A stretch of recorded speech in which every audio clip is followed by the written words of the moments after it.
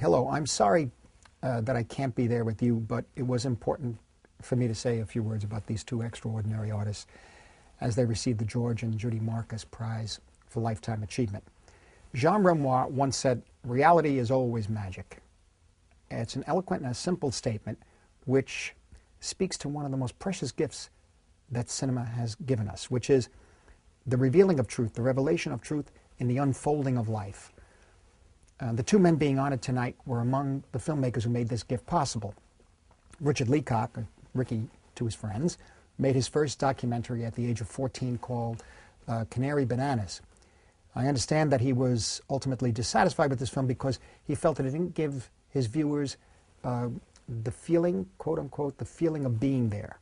In other words, he had a vision at the age of 14 of a particular kind of movie, a particular way of seeing with a camera before it was even technically possible. I think it's a wonderful story. And D.A. Pennebaker was 18 when he made his first film called Daybreak Express. This film is familiar to anyone who went to movies in New York in the 1950s, and I actually use a section of it in the film I did about Bob Dylan called No Direction Home, because it caught something very special about the energy of that time, the search for poetry and reality. So these two filmmakers, both trying to find new ways of making movies, joined Drew Associates in the late 1950s. And this is where the first portable synchronized 16mm system was developed.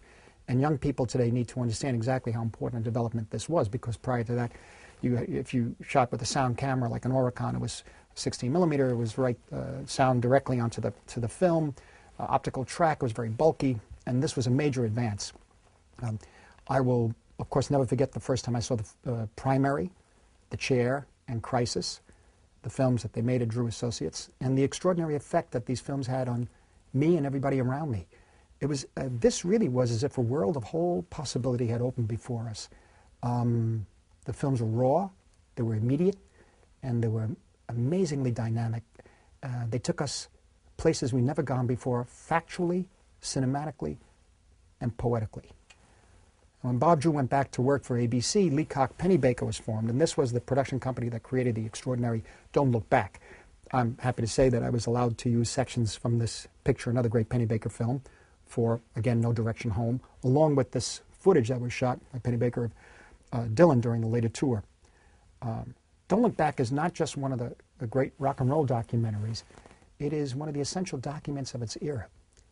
Now, you look at this film, and remember the feeling of being alive then and the sense of life as we lived it, or we'd have liked to have lived it.